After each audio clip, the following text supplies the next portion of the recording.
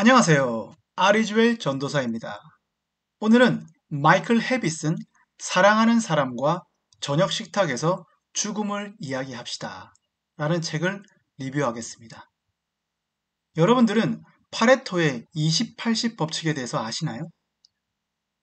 파레토의 20-80 법칙은 20%의 중요한 일에 80%의 에너지를 쏟으라고 충고합니다.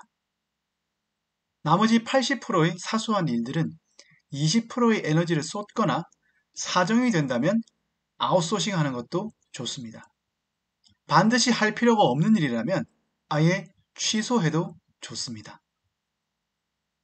그렇다면 저녁 식사를 함께 하고 싶은 사람들에 대한 우선순위는 어떻게 매겨야 할까요? 사업 파트너와 업무를 겸한 저녁 식사가 내 인생의 주가 되어야 할까요? 직장 동료들과의 회식이 앞자리에 서야 할까요? 친구들과의 즐거운 술자리가 최우선이어야 할까요? 혼술과 혼밥이 최고의 저녁을 선사할까요?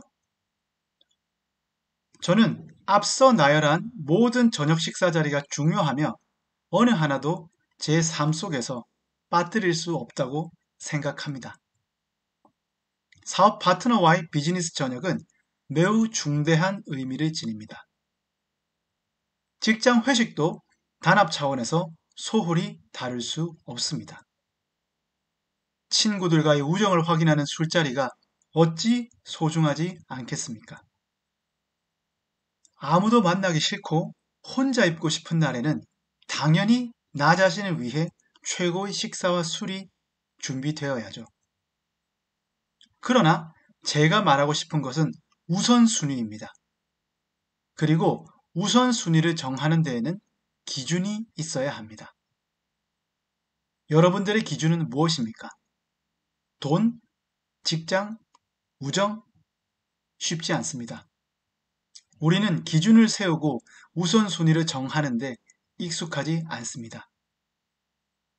그래서 오늘은 저녁 식사를 함께 하는데 최우선이 되어야 할 대상을 정하는데 유용한 기준을 제공하는 책 한 권을 소개할까 합니다.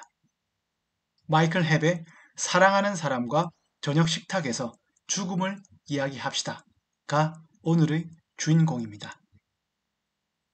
제목에서 드러나듯이 마이클 헤븐 저녁 식사에서 죽음에 대해 이야기해 보자고 말합니다. 이와 같은 논의가 우리의 주제와는 어떤 관련이 있을까요?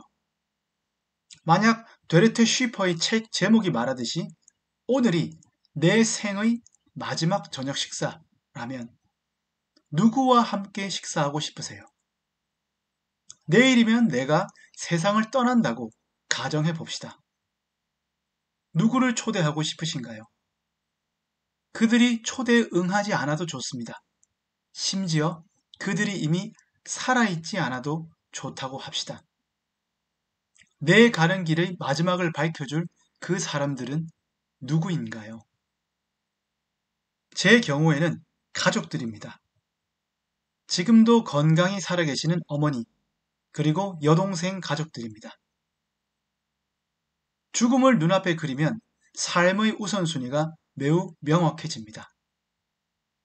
자, 그러면 이제 내가 내일 죽는 대신 일주일 뒤에 죽는다고 가정해 봅시다.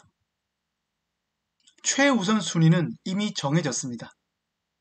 다만 식사 자리에 초대할 사람은 우선순위에 따라 늘어날 수 있습니다. 가장 친했던 친구들이 뒤를 잇습니다. 그들을 저녁 식사에 초대할 생각은 떠오르지 않네요.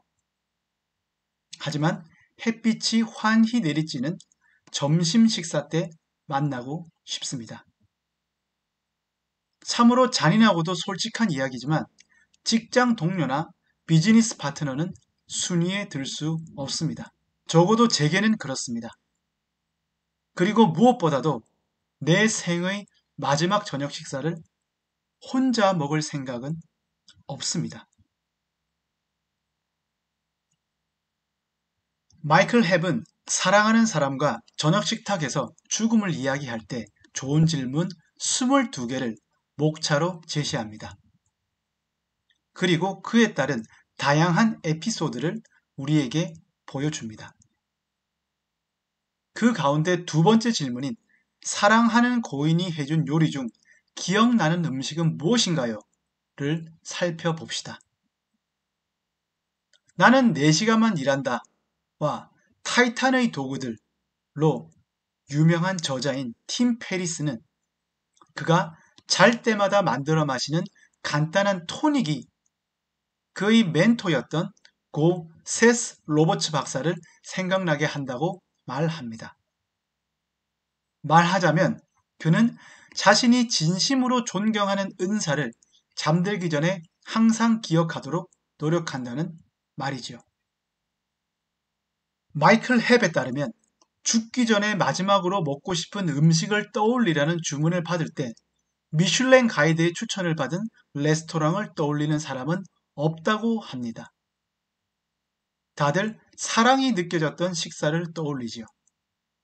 말하자면 단순히 센 강변에서 먹은 낭만적인 식사 같은 게 아니라 친구들과 가족이 모여 활기가 넘치고 사랑이 가득하다 못해 넘쳐 흐르던 식탁을 기억하는 것입니다.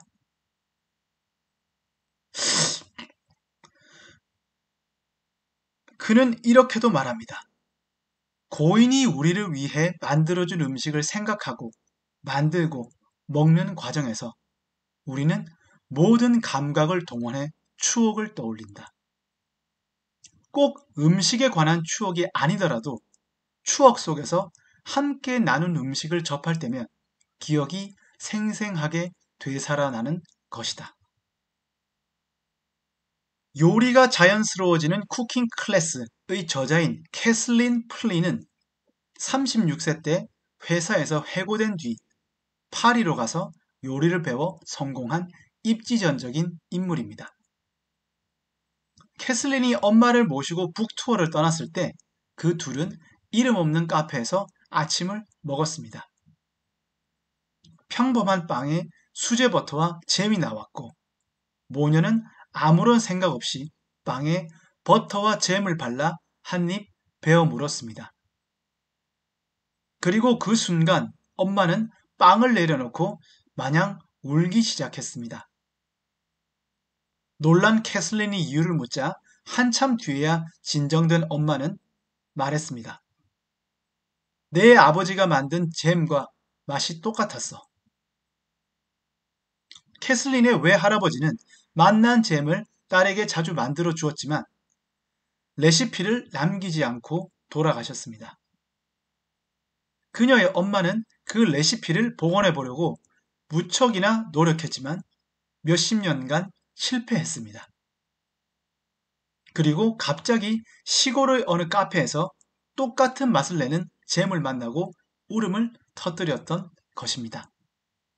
일본 사람들에게 죽기 바로 전 마지막으로 먹고 싶은 음식에 대해 물었을 때 엄마가 만든 카레가 많이 나왔다는 이야기를 어디선가 들었습니다.